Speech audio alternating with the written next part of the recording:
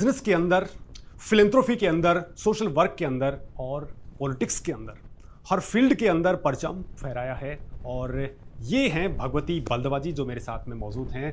भगवती बलदवा जी, आपका बहुत बहुत स्वागत है हमारे इस खास शो के अंदर। नमस्कार मुकेश जी।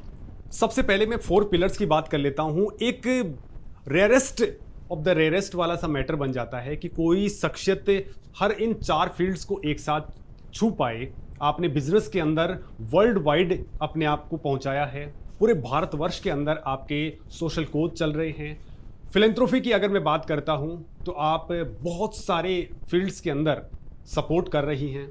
और साथ ही अगर मैं पॉलिटिक्स की बात करता हूं तो पॉलिटिक्स के अंदर आपने बहुत सारे झंडे गाड़े हैं। वो चर्चाएं आज आपके साथ में करूंगा। सबसे पहले तो मैं आपसे बात करूंगा इसी पॉलिटिक्स वाले मुद्दे को लेकर के।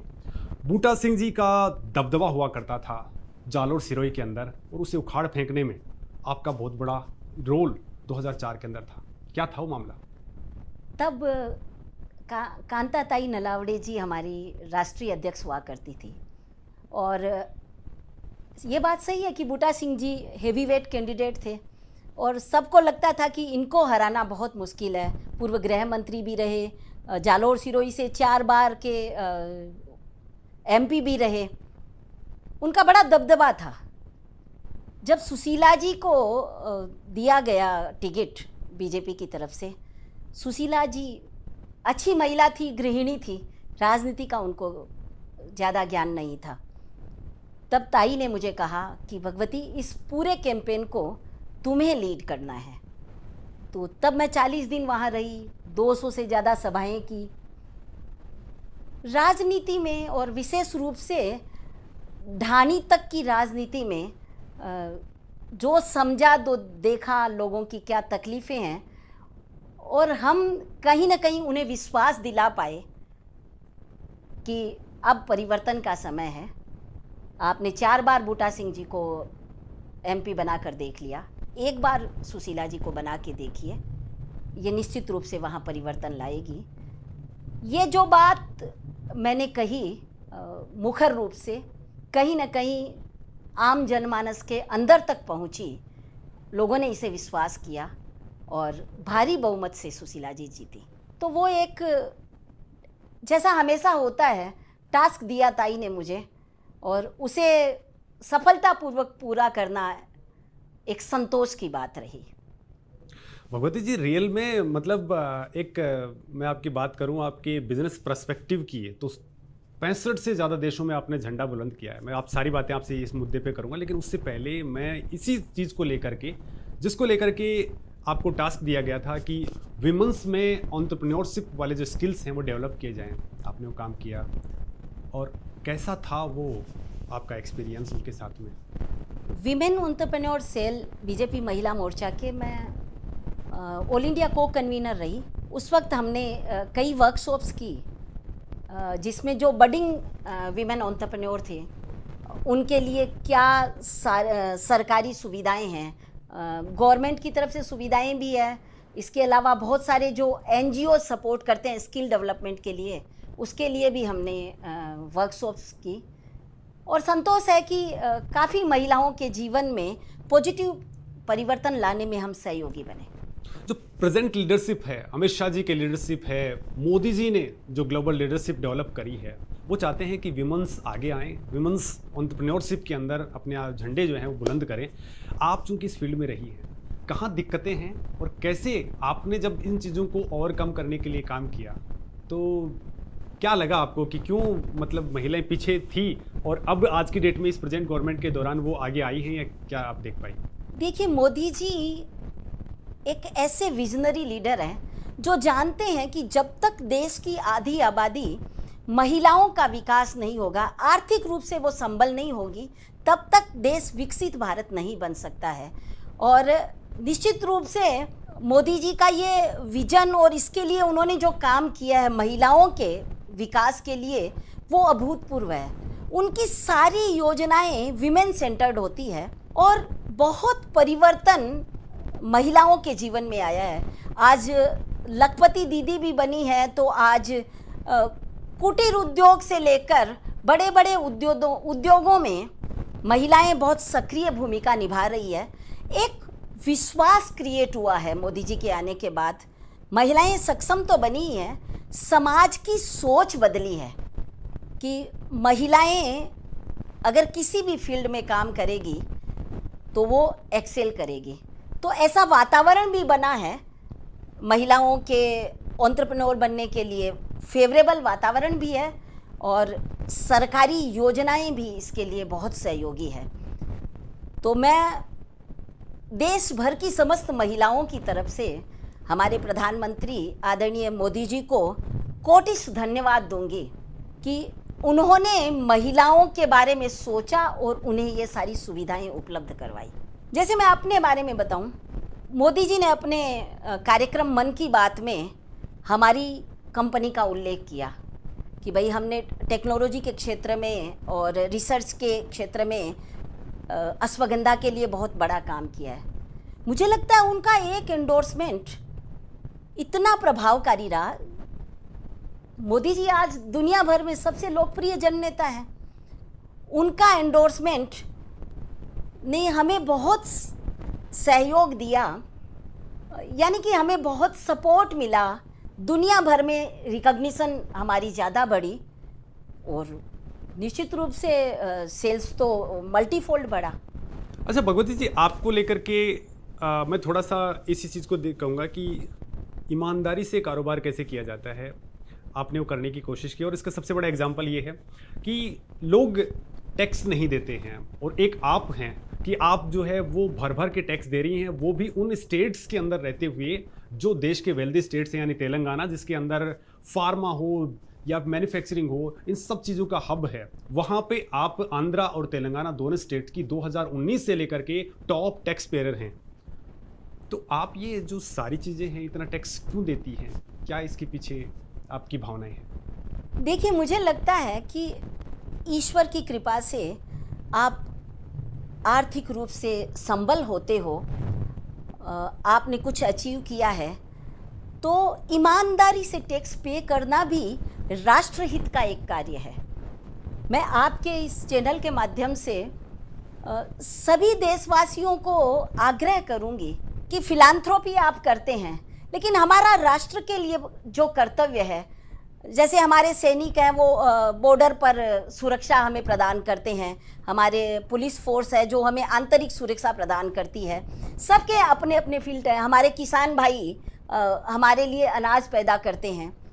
इसी तरह व्यापारी वर्ग को भी अगर वो ईमानदारी से टैक्स देते हैं तो ये एक राष्ट्र सेवा का ही एक कार्य है। हमारे मन में शुरू से यही भावना थी कि ईमानदारी से आप टैक्स पे करते हो तो एक तो मन में सुकून होता है, शांति होती है और लगता है कि हमने देश के लिए कुछ किया। शायद जो ईमानदारी से जो टैक्स पे किया है, आज जो इंफ्रास्ट्रक्चर डेवलपमेंट हो रहा है या देश का जो सर्वांगीण विकास हो रहा है, उसमें एक छोटा सा योगदान हमारे टैक्स का भी है। वो तो संतोष वाली बात है ही। इसके अलावा मेरा निवेदन ये रहेगा कि देखे तो देखिए, टैक्स इतना आसान हो जाता है बिजनेस करना कि कहीं आपको कुछ एडजस्टमेंट करना नहीं है। आपने प्रोफेशनल मैनेजमेंट रख रखा है, सब कुछ ऑनलाइन है, सिस्टमेटिक ढंग से हो रहा है। तो अधिकांशतः क्या होता है, व्यापारी सोचता है कि मैं टैक्स बचाता हूँ और उस टैक्स बचाने में जितनी एनर्जी लगाता है वो एनर्जी अगर अपने बिजनेस को डेवलप करने के लिए लगाए तो आप यकीन मानिए मल्टीफोल्ड बिजनेस डेवलप हो जाएगा। भगवती जी, अगर हम प्रेजेंट की बात करें तो आपको भारत सरकार ने एक और नॉमिनेशन दिया है और वो है स्पाइस बोर्ड के अंदर बोर्ड मेंबरशिप वाला, जिसके अंदर आप रहते हुए आपने अभी काफ़ी सारे डिसीजंस में अपने हस्तक्षेप शुरू किए हैं और बहुत सारी चीज़ें हैं जिनको लेकर के आपने सुझाव भी दिए हैं। भारत को वैसे भी मसालों का देश कहा जाता है, उस मसालों को लेकर के वर्ल्ड वाइड छा जाने वाली पॉलिसी भारत सरकार की क्या है? देखिए, जैसा आपने कहा, भारतीय मसाले, दुनिया भर के जो मसालों का व्यापार है, मोर देन 50% व्यापार भारतीय मसालों का है और ये हमारे देश की उपज है। हमारे प्रधानमंत्री जी का विज़न भी यही है कि जितना हो सके ये हम दुनिया की थाली तक पहुंचाएं। इसके लिए स्पाइसेस बोर्ड काम कर रहा है। लेकिन एक्सपोर्ट किस तरह से बढ़ाया जाए, उसके लिए समय के अनुकूल क्या स्ट्रेटजी की जाए, हमने पिछली बोर्ड मीटिंग में इसकी चर्चा की और अगली बोर्ड मीटिंग में मैं खुद भी एक प्रेजेंटेशन देने वाली हूँ कि हमारे मसालों का एक्सपोर्ट किस तरह से बढ़ाया जाए। बहुत से तरीके हैं, जैसे हमने अपने प्रोडक्ट के लिए जिस तरह की मार्केटिंग की, जिस तरह की ब्रांडिंग की, आज की ज़रूरत है कि दुनिया भर में हमारे देश के मसालों के लिए भी उसी तरह की मार्केटिंग की जाए, उसी तरह की ब्रांडिंग की जाए। तो भगवती जी, ये वेस्टर्न वाले तो भारत की बातें सुनते नहीं है सीधे मुंह, तो आपने कैसे सुना दिया उनको? देखिए, अश्वगंधा जिसे वंडर हर्ब कहा जाता है, king of the Ayurvedic herb है, लेकिन जिस तरह का मार्केट होना चाहिए था जब हमने अश्वगंधा का काम शुरू किया तो नहीं था, क्योंकि अवेयरनेस नहीं थी लोगों में। ईश्वर की कृपा से हमने मार्केट में अवेयरनेस क्रिएट की। उसके अलावा विदेशी लोग क्लिनिकली एविडेंस बेस्ड जो प्रोडक्ट होते हैं उन्हीं प्रोडक्ट को लेना चाहते हैं। हमारे यहाँ सुश्रुत संहिता थी, चरक संहिता थी और बरसों से हमारे रोज़मर्रा के जीवन में अश्वगंधा का प्रयोग होता रहा, लेकिन हम उसे साइंस बेस्ड रिसर्च के आधार पर विदेशी बायर्स के सामने प्रेजेंट नहीं कर सके। हमने वो काम किया। शुरुआत हमने क्लिनिकल ट्रायल से की और आज आप क्या सोचते हैं कि एक प्रोडक्ट के पीछे कितने क्लिनिकल ट्रायल्स होने चाहिए? मोस्टली अगर देखा जाए तो 2-4 से काम चल जाता है। 2-4 तो नहीं, अगर आपको दुनिया भर में अगर छाना है तो हमारे जो नियरेस्ट कॉम्पिटिटर है उन्होंने 12 क्लिनिकल ट्रायल किए हैं। आपको अच्छा लगेगा जानकर कि हमने एक अश्वगंधा पे 96 क्लिनिकल ट्रायल्स कर दिए हैं। ग्रेट। और ये सारे इनके जो क्लिनिकल ट्रायल्स के जो रिजल्ट्स हैं वो सारे पबमेड जर्नल्स में पब्लिश हुए हैं। आपके पास सर्टिफिकेशंस होना, क्वालिटी सर्टिफिकेशंस, वो भी उतना ही महत्वपूर्ण है। हमारे पास आज 46 क्वालिटी सर्टिफिकेशंस है और मार्केटिंग तो एक बहुत बड़ा रोल करता ही है। जैसा आप जानते हैं कि आपको अगर मार्केट बनाना है तो अपने आप की ब्रांडिंग करनी है। हमने हमारे प्रोडक्ट की ब्रांडिंग की, ये मैंडेटरी किया कि हमारे बायर अपने लेवल पे हमारे प्रोडक्ट का लेबल लगाए, KSM 66 अश्वगंधा। इसके लिए हमने बहुत सारे इन्फ्लुएंसर्स का भी सहयोग लिया, लेकिन जो खास बात ये थी कि प्रोडक्ट इतना बढ़िया है हमारा और हम लगातार जिसे कहते हैं कंसिस्टेंटली क्वालिटी प्रोडक्ट अगर देंगे तो निश्चित रूप से मार्केट उसको लेने के लिए तैयार है। और अब तो भारत सरकार ने भी इस बजट के अंदर भी इन सारी चीज़ों को इनकॉर्पोरेट किया है कि हम भारत के अंदर क्लिनिकल ट्रायल्स के लिए स्पेशली, जैसा मोदी जी ने इसमें ऐलान करवाया है, गुजरात के अंदर स्पेशली ये सारी रिसर्च लेब्स भी करने का किया है। लेकिन आपका एक बहुत बड़ी सोच ये थी कि जो चीज़ें आज सरकार मिलकर के सारे काम कर रही हैं, 2010 के अंदर वो सारी चीज़ें आपने इम्प्लीमेंट कर दी। That's a big thing. हमारा ये मानना है कि आपको किसी भी फील्ड में, खाली आयुर्वेद नहीं है, किसी भी फील्ड में अगर आपको एक्सेल करना है तो आपको आउट ऑफ बॉक्स सोचना पड़ेगा। जो सारे लोग करते हैं अगर वही आपने किया तो आप भीड़ का हिस्सा होंगे। मेरा बेटा कार्तिकेय US में स्टैनफोर्ड से पढ़ के आया और उसका एक विज़न था कि दुनिया भर का मार्केट हम कैसे एक्वायर करें या कैप्चर करें। हमने उसके विज़न पे भरोसा किया और उसी के अकॉर्डिंग काम किया। ये कॉस्टली अफेयर था, कहीं ना कहीं रिस्क भी हो सकती थी कि इतना इन्वेस्ट करने के बाद पता नहीं मार्केट सपोर्ट करे या ना करे, लेकिन मन में विश्वास था कि आपकी नीयत साफ है, आप क्वालिटी प्रोडक्ट दे रहे हो, आप सारे मापदंडों पर खरा उतरने वाला प्रोडक्ट दे रहे हो, तो आज नहीं तो कल सफलता तो मिलेगी। डेफिनेटली 65 कंट्रीज से ज़्यादा देशों के अंदर आपका कारोबार फैला हुआ है और इन सारी चीज़ों को देख करके ऐसा लगता है कि इसमें जो एक सफलता का मूल मंत्र आपने फूंका है वो कौन सा है? जीवन में जिस मंत्र को मैंने लागू किया, सुबह उठते ही मैं सोचती हूँ ईश्वर को प्रणाम करने के बाद या ईश्वर की को याद करने के बाद सुबह उठते ही मैं सोचती हूँ कि आई एम द बेस्ट। यानी इसका मतलब ये नहीं है कि मैं श्रेष्ठ हूँ, मैं परफेक्ट हूँ। मुझे लगता है मैं ईश्वर की श्रेष्ठ कृति हूँ, लेकिन मैं परफेक्ट हूँ इसका मतलब ये नहीं है। इसका मतलब ये है कि कितनी भी एडवर्सिटी आए मैं क्विट नहीं करूँगी, कितने भी प्रतिकूल परिस्थितियाँ रहे मैं संघर्ष करके उन परिस्थितियों के पार जाऊँगी। तो ये मेरा अपने आप से कमिटमेंट होता है।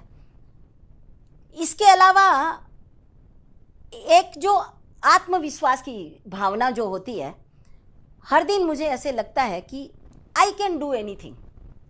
तो इसका मतलब ये नहीं है कि मुझे सारी जानकारी है या मैं सब कुछ जानती हूँ। इसका मतलब ये होता है कि मेरा अपने आप से कमिटमेंट है कि मुझे नई चीज़ें सीखनी है, उन चीज़ों को सीख कर इम्प्लीमेंट करना है अपने जीवन में और लगातार करना है, स्टेप बाय स्टेप करना है। चलिए, बहुत ही बढ़िया ये बात आपने कही है। अच्छा, इन सारी चीज़ों को लेकर के, क्योंकि एक बिजनेस वुमन है आप, आपके पास में समय की बहुत सारी कमियां होती हैं, उसके बावजूद भी आप बहुत सारी जगह की नोट स्पीकर के तौर पे मौजूद होती हैं, बहुत सारी जगह पे आपके मोटिवेशनल टॉक होते हैं, समाज को वापस लौटाने के लिए आप बहुत सारे काम कर लेती हैं।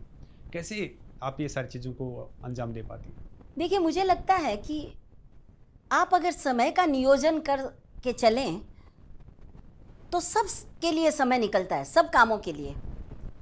और जीवन में जो इतने सालों के अनुभव से सीखा, अगर वो मैं अपनी बहनों के साथ बांटती हूँ, अपने युवाओं के साथ बांटती हूँ, और उनमें से कुछ लोगों के भी अगर जीवन में परिवर्तन आता है, तो ये अपने आप में एक संतोष देने वाली बात है। जीवन अमूल्य है, तो अब इसमें इसका हम कैसे सदुपयोग करें? अपने लिए तो सारे ही जीते हैं। अगर ईश्वर ने कुछ दिया है तो किसी दूसरे के जीवन में हम परिवर्तन ला सकें या परिवर्तन लाने में सहयोगी बन सकें, तो एक आत्मिक संतोष की अनुभूति होती है। मेरे पास समय नहीं है या मेरे पास संसाधन नहीं है या मुझे किसी ने सपोर्ट नहीं किया या किसी ने मुझे नीचा दिखाने की कोशिश की, ये सब चीज़ें मेरे ऊपर कोई असर नहीं डालती है। मुझे लगता है अपने जीवन का लक्ष्य सामने लेकर चलें, फिर लोग भले ही प्रशंसा करें या लोग निंदा करें, उससे हमारे ऊपर कुछ फ़र्क नहीं पड़ना चाहिए। तो ये सब मैं न तो लोगों की प्रशंसा के लिए करती हूँ और न किसी डर के लिए करती हूँ। ये मुझे, जिसे कहते हैं ना, स्वांतः सुखाय करती हूँ, मुझे संतोष महसूस होता है। बिल्कुल। और जो बातें आपने बताई हैं, वास्तव में वो वही बातें मुझे भी नज़र आ रही हैं जो आपने अपनी लाइफ के अंदर जी हैं। जब आप ग्रेजुएशन कर रही थी, ग्रेजुएशन का फाइनल एग्ज़ाम दे रही थी, करीब 1200 बच्चे थे जिनमें आप अकेली लड़की थी, राजस्थान के उन धोरों से।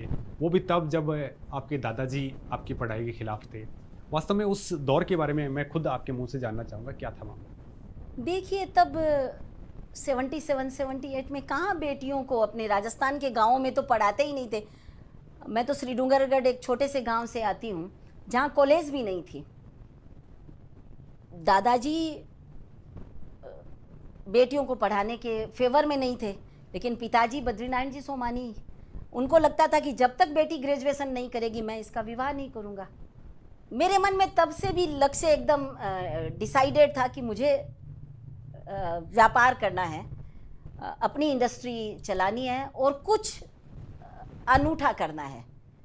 ये बचपन से सबकॉन्शियस माइंड में स्टोर था। तो पिताजी ने कहा कि ठीक है, बीकॉम कर लो। अब बीकॉम, पहले तो बेटियां ग्रेजुएशन ही नहीं करती थी उस ज़माने में। बीकॉम करना तो एकदम वो जो कहते हैं लीक से हटकर वाली बात थी। तो क्योंकि ज़्यादातर यही कहते थे कि भी बेटियों को क्या करना है, कोई बिज़नेस थोड़ी करना है, घर का चौका चूल्हा ही तो करना है। मैंने कॉरेस्पॉन्डेंस कोर्स किया क्योंकि गांव में कॉलेज नहीं था।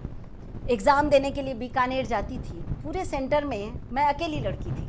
तब भी मन में ऐसा भय या संकोच नहीं था।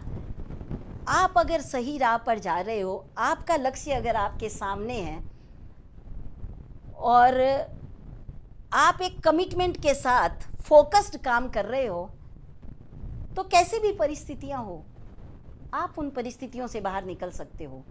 और हो सकता है कई बार, खैर वो तो पढ़ाई की बात थी और बीकॉम कर ली मैंने, लेकिन जीवन में अगर कैसे भी कभी भी किसी भी अवसर पर अगर कुछ करते हुए असफलता भी हो जाए तो भी मेरे मन में संकोच नहीं होता है, क्योंकि अगर जीवन में सफल होना है तो ईश्वरीय तत्व अपने मन में होना चाहिए।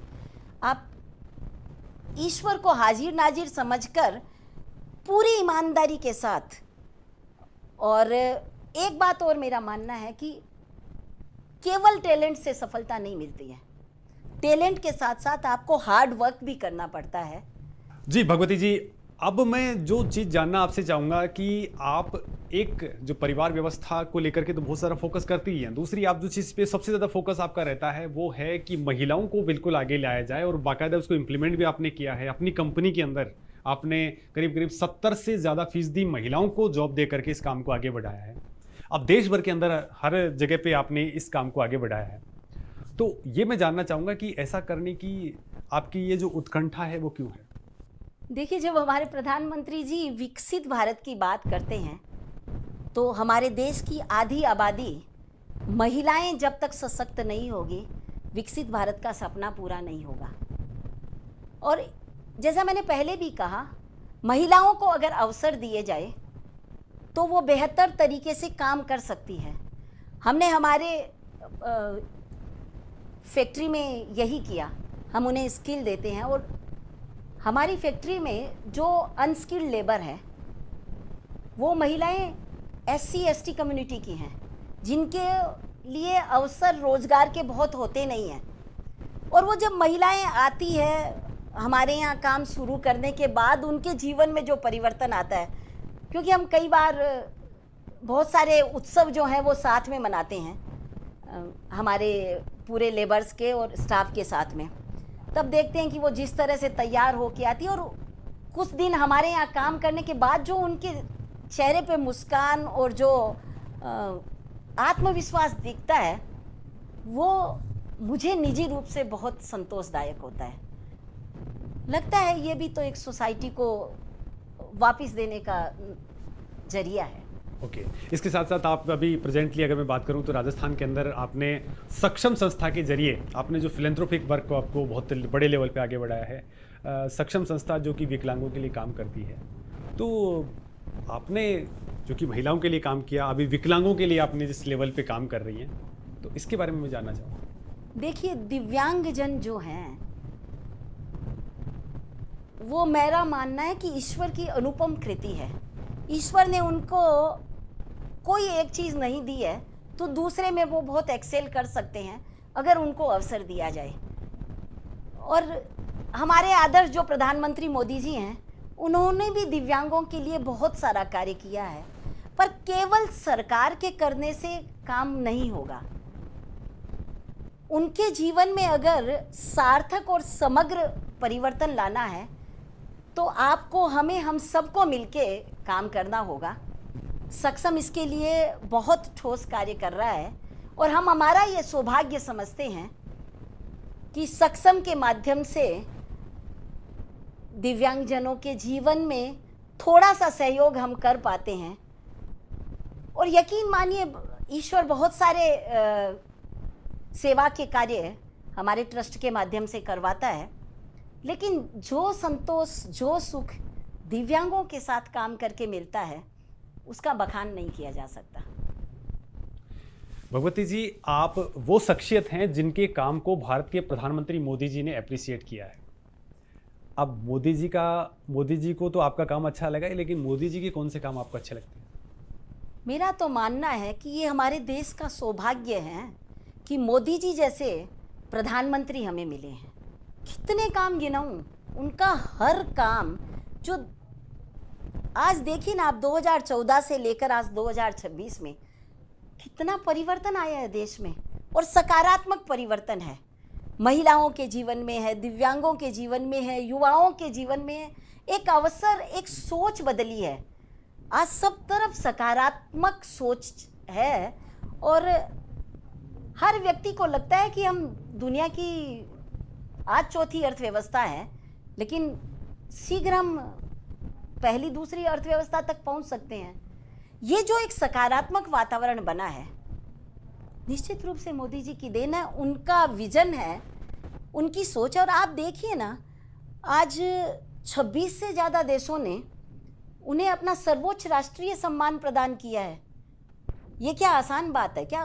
कहने को भले ही विपक्ष कुछ भी कह दें, लेकिन ये देश की जनता जानती है कि जिस व्यक्ति का अपना निजी स्वार्थ नहीं है, जिसका केवल एक ही लक्ष्य है कि मेरे देश को विश्व गुरु बनाऊं, मेरे देश को मैं सबसे ऊपर ले जाऊं और मेरे देशवासियों के जीवन को सकारात्मक बना सकूं, ऐसी शख्सियत की तो कितने काम गिनाऊं मैं आपको।